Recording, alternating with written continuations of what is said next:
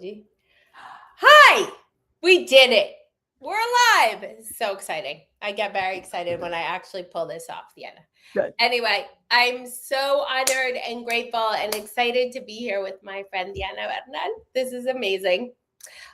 She has so much amazing information to share with all of us and a ton of tips and tools and life journey, and I can't wait to hear it all.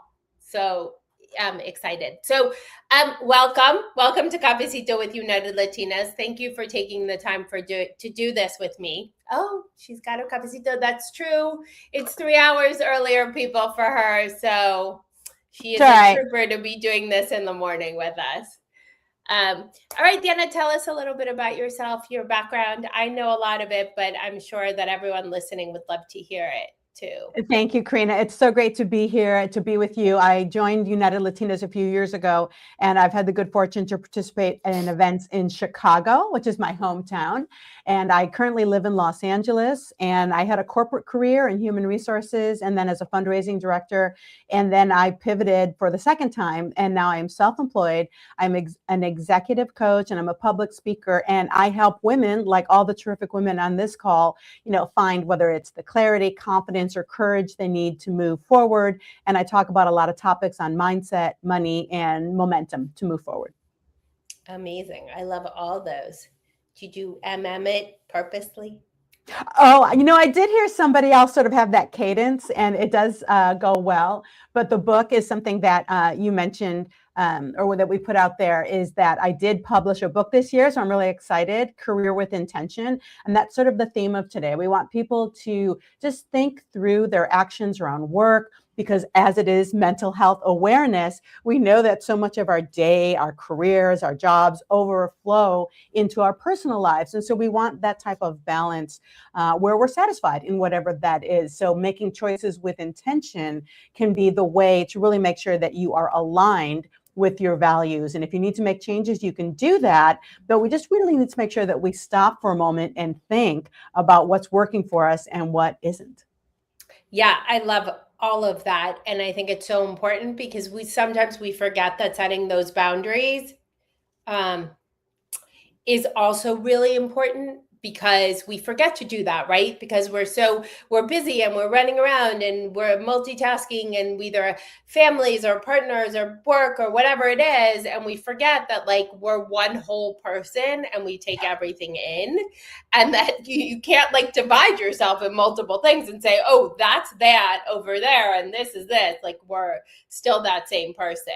So yeah, and if I can, too, one of the things that we know about the Latino community is that we are loyal, right? Colgate has made millions of dollars on the fact that my mom bought Colgate, and so I'll buy Colgate too, right? But it's that loyalty sometimes that keeps us where we are when perhaps it is time for something new, whether that's in our community or at the job. So that's why it's important to really, like you said, set boundaries and try to prioritize ourselves, which I know women have such a great track record with, right? And Latinas, we prioritize ourselves not. So that's why it's good, by the way, that you're all here today, just giving yourselves a half hour to yourself to really think through where you want your next steps to be. I love that. It's so true. As Latinas, we think we're super women, which in a lot of ways we are. I will give us the credit for being, but we also sometimes have to pause and not be superwoman and kind of put ourselves first. But let's take it back a notch and let's talk about you, your story, what you're about, how your roadmap, why you wrote a book, how you got to where we are today on this really fun podcast. And yes, I've loved having you in Chicago at our events. Oh, I know. I can't wait to go back. And I'm turning my phone off, by the way. I'm already thinking about September when I have to move my daughter in to make sure I connect with you in the Chicago group one more time. Yeah. But, my story and my work are all intertwined because I was raised in Chicago in a blue collar household. My dad didn't finish high school. He was a truck driver and mom worked in a factory. So I didn't have a career roadmap to talk about success or negotiate salary, because when you are a union employee, they negotiate salary for you. So I had to sort of figure it out on my own.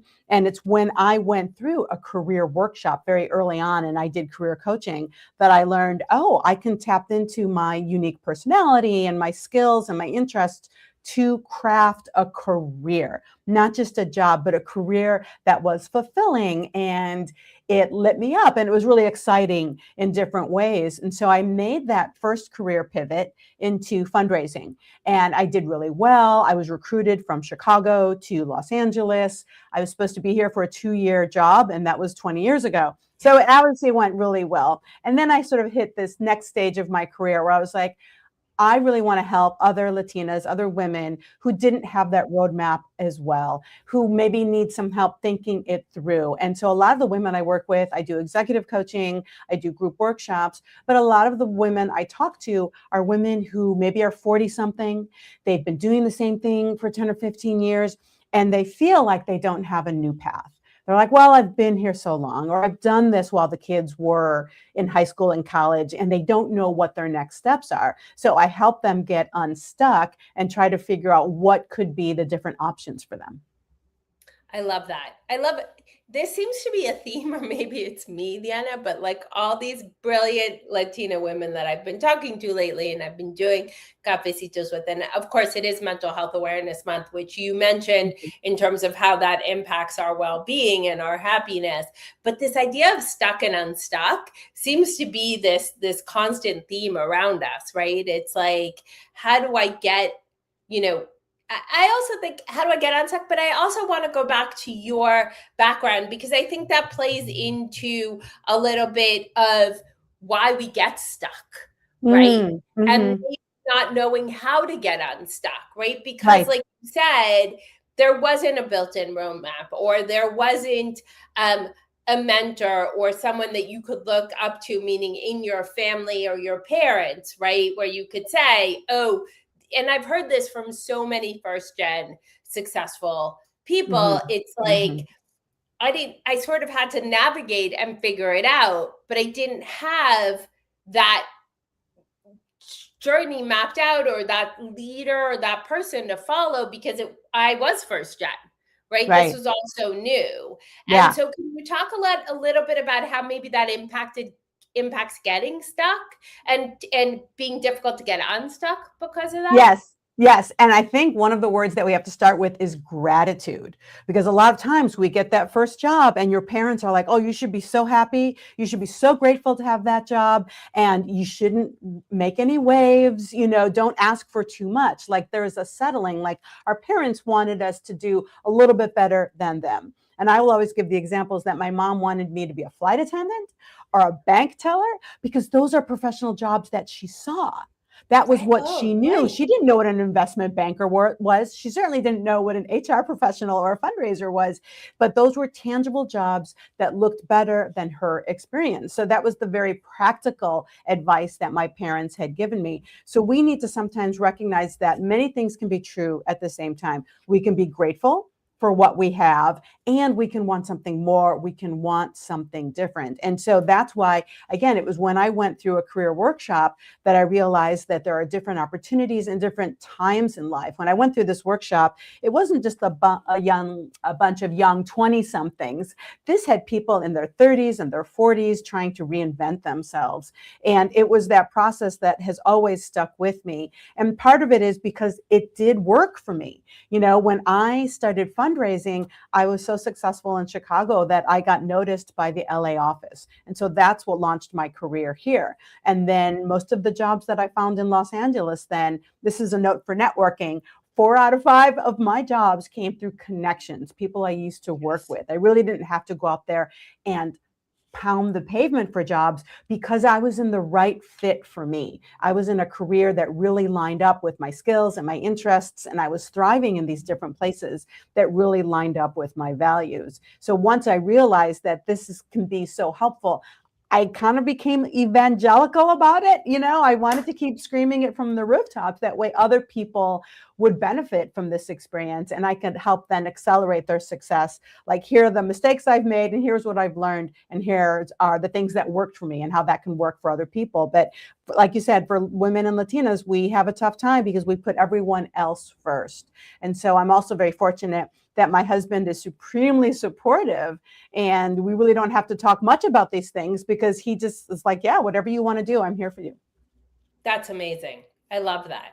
That's a huge support system and thing that we all need, right? Because I think, again, going back to this idea of getting unstuck, and you and I have talked a lot about this too in our conversations, of like that fear, right? Like, I recognize I may be unhappy. I recognize this is not a fulfilling place for me. But if I leave this job, what's going to happen?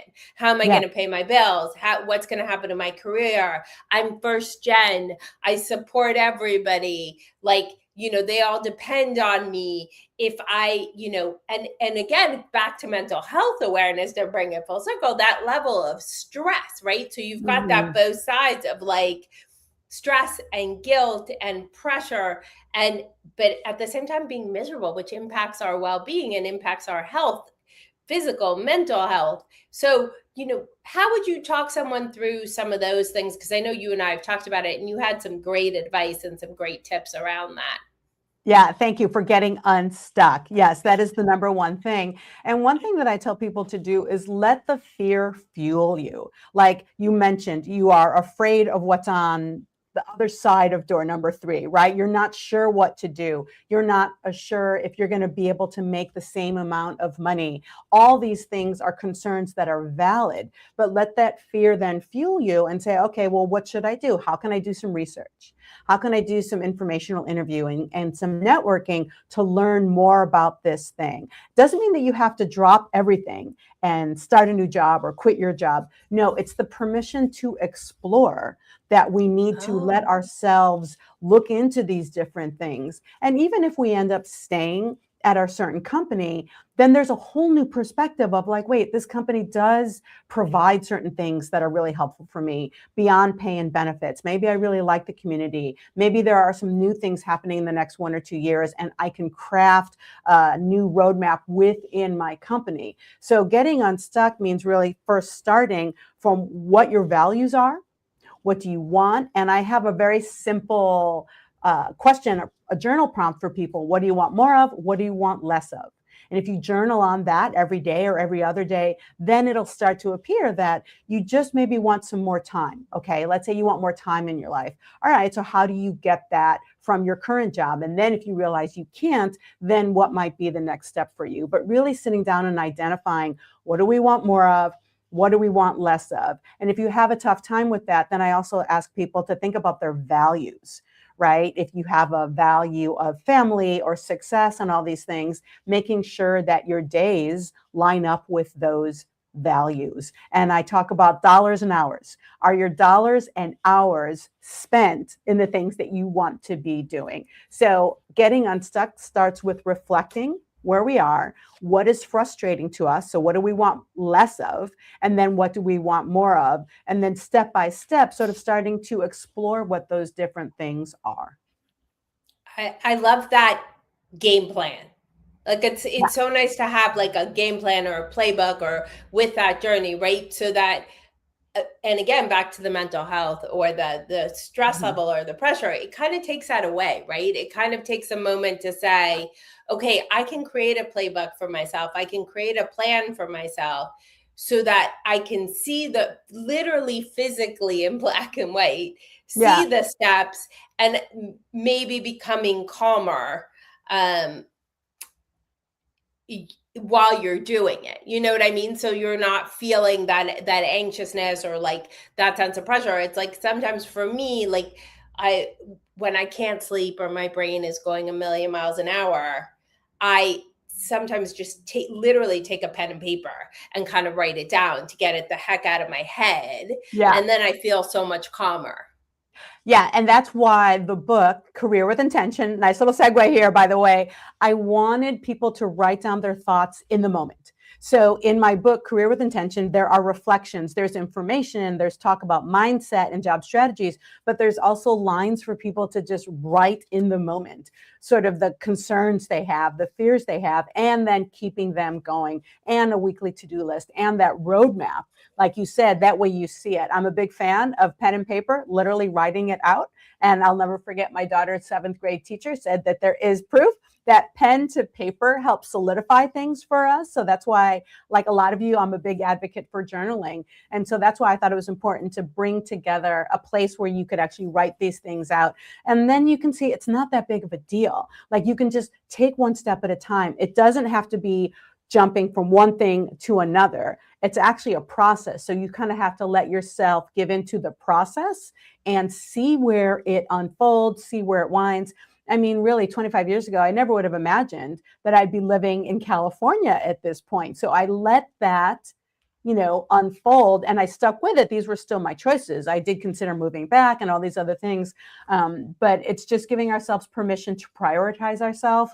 And then that can help boost us, because as you're journaling, as you're thinking through your next steps, then you have to follow your curiosity. Oh, this is something that I'm really into. This is something that's really exciting. I always tell people, like, where's that place that you drive by and you can't help but look at it like, gee, what's going on in there? I'm really fascinated by that yoga shop. I really want to do more of whatever that is. Follow your curiosity of those things that have been in the back of your mind, and then how can you pull them forward to the forefront? I love that. That is so powerful. And I hope everybody that's listening to this or will listen to it on YouTube afterwards, I really hope they stop to pause and really register what you said, because it's so valuable and so important, is to take that moment to not be afraid, right? To get unstuck, to find your journey, to be okay with it. And also you like to use the word permission. And I do too. But can you talk a little bit about this idea and concept of permission and giving ourselves permission, especially as Latinas? Yeah, I know. We have such a tough time with that because we prioritize so many other people. And at some point, we do have to prioritize ourselves. And you have a family around you, you have friends around you, you have coworkers around you. They can do other things. But if you don't say, hey, I need some time to go to a conference, or hey, I need some time to go to a yoga class, then no one's going to pitch in because you haven't articulated your needs. So it starts with giving ourselves permission to say, you know what, I'm going to explore some new things. I'm going to put myself at least on par with the rest of my family. Maybe I'm not going to put myself above my children and partners or family, but I'm at least going to put them at the same level, because that's the same thing I would encourage any friend to do. If you have a friend, if you have a friend who is struggling, think of the advice that you would give that person. So I'm not telling people to quit their jobs tomorrow or to just drop everything, but I'm at least asking you to give yourself permission. I'm just going to explore this thing. I'm going to look into it. I'm going to play around. I'm going to go to these places, test some things out. And again, you can end up not making a change, but at least you will have given yourself permission to explore. And the best way that I can encourage you to do that is to talk about preventing regret. Because we know that in our later years, Karina, she's nodding her head. She knows what I'm going to say. In our later years, we know people regret what they didn't do. Right? Yeah. I've got plenty of mistakes, and I've got plenty of things that I might have regretted the way I did something, but at least I know it was done. What if I would have gone to Cornell and gotten my PhD, which was a very real thing, because one of my teachers had just completed his program, and he said, Diana, I will write you a letter. Do you want to do this? And I couldn't envision a life like that, really breaking away, going to get a PhD, going to the East Coast, leaving Chicago at that time. But I always wonder, what if? And so you want to prevent that regret. And the best way to do that is to at least give yourself permission to explore the what if. What if I did take on that side hustle? What if I put aside that side hustle and really just dove deeper into something else that I've been thinking about? You just want to give yourself that permission to explore. That way you at least know, okay, you know what? I tried that. And that's not what I want to do. And so now I'm going to think about something else in order to prevent that regret, because, that retiring at 65 or 70 and getting the gold watch and a cake, in the conference room, right? Like that type of retirement party, that didn't have any appeal for me. And so that's why I wanted to make a move. And I finally thought to myself, I've got to make a change. And that's what prompted me to do it. I love that. And also, I'm not sure that even exists anymore, I right? The retirement and I feel like, does that even exist anymore? Also, I feel like I think it's schools. Yeah. Yeah, maybe it still exists, but I also feel like people don't want to stop working anymore at 65. People want to keep going and doing and being active and mentally active. And so I don't, but good for you for realizing that, right? I think it's so important. And I think it's that idea of permission, right? Along with not regretting, right? But giving yourself actually permission to sit down and do the playbook that you suggested, right? Giving yourself permission to say, I'm going to take a moment for myself, whether it's 30 minutes or 15 minutes or multiple sessions where I just write down things like, is this a career journey I want to be on? Is this fulfilling? Does it have an impact on my life in a positive way? Am I feel like I'm contributing? Like last week when I did the Cafecito, it was so interesting because Sally was talking all about purpose, right? And leading with purpose and being purposeful and impactful about her job, right? And that was fulfilling to her. And I think that's also what you're talking about, right? It's having that sense of, am I fulfilling this for myself? Is it giving me what I want? And I feel like also as Latinas, and whether it's first gen or multi-gen, or we don't, that's not innate in us. Right? Like if we feel like we talk about us, we feel like, oh, that's really selfish. We can't do that. Right. And I think the younger generations are having a better experience at putting themselves first, because they've also grown up seeing that corporate America is not what it's cracked up to be. You can have success in corporate America, but you also can look at what's happening around us right now with the labor force. And I will tell you what finally prompted me to become self-employed is I got mad at myself, because I had picked up an old journal that I was flipping through, and that I was making these ideas. And that's why it is so important to not just journal, but to date your journal. And I found something that had been like 4 years old. I'm like, wait a minute, I've been thinking about this on and off for years. And so finally it was up to me to say, you know what, I am going to do it. And that's why when you talk about this, like the redefining success, which was the title of today's conversation, it was, I needed to let go of those old visions of success. I thought originally success for me was going to be senior vice president, corner office, head of fundraising for like a big institution.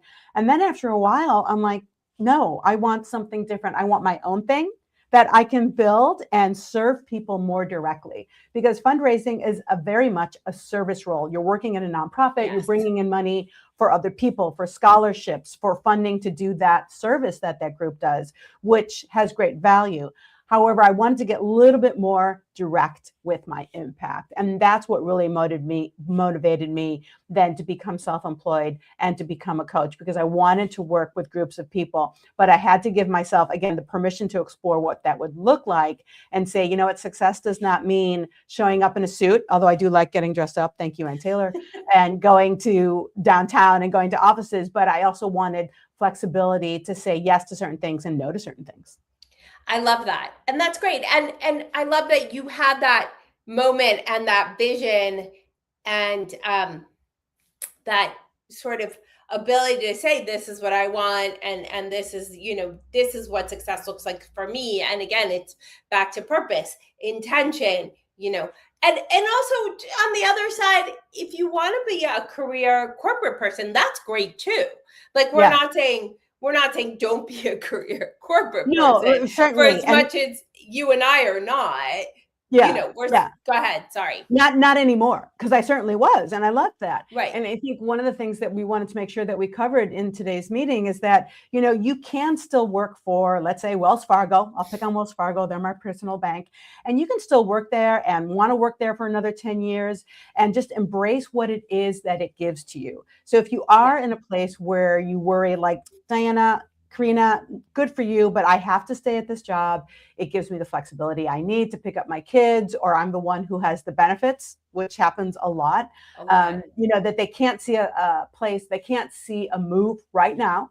That's okay. So just really journal on what are the things that this company, that this job does for me, above and beyond the pay and the benefits, although that is a big piece of it, maybe, right? But what is it about that stability? What is it about that community? Is there a title? Is there a challenge? What type of reward do you get from it?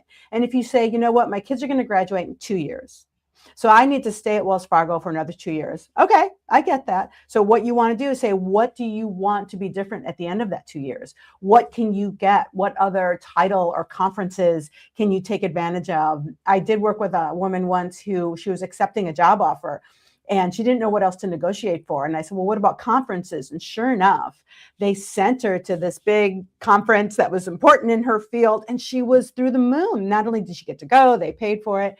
So that was an example of her saying, I'm not going to make more money, but at least I can do something that is really high profile and that feeds me up. And so think about those things above and beyond pay and benefits that you can get, but just make sure to check on it 2 years from now, because I do have to give you the example of a woman I know that I've worked with. And sure enough, she stayed at the company for several years because her husband traveled a lot. He had a really unique job, traveled a great deal. So she was the primary driver for the kids. Mm-hmm.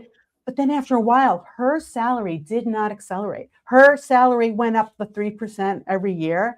And then when she did start recruiting, because the kids were off, a lot of the recruiters were like, really? You're a CFO? Like, your salary does not line up with a CFO. And so she had hurt her reputation, because I say that your pay is your brand. If you think about someone who makes $200,000 versus someone who makes $100,000, so she was at the lower end. So there was a time there that she does say that she regrets. She wished she would have at least advocated for herself more, or left a year or two earlier, because it became much harder for her to find that high level position, because she had settled for a while as she prioritized driving around the kids.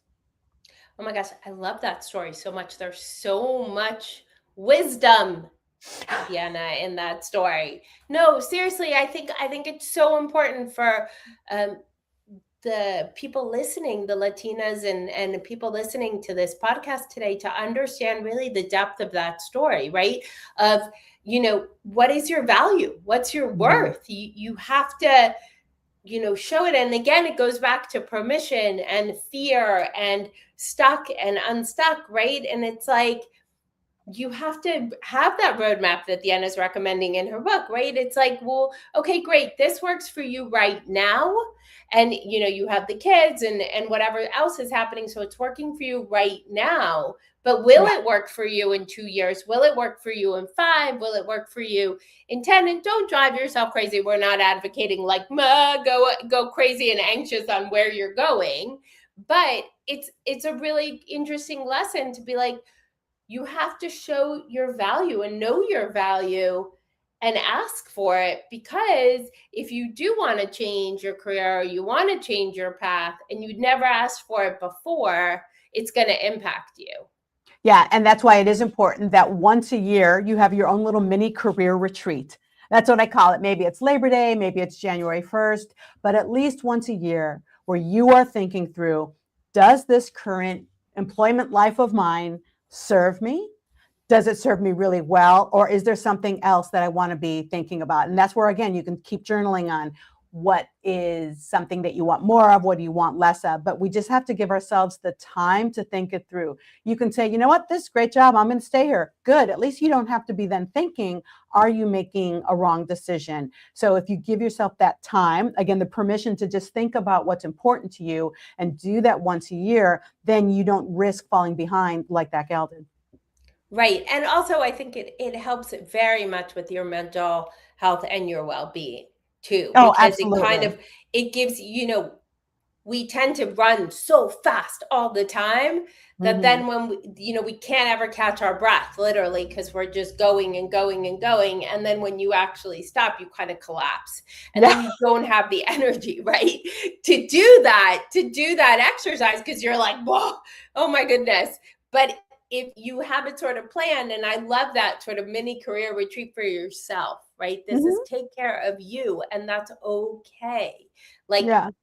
we're giving you that permission, people. You can do Yeah. it. You can stop.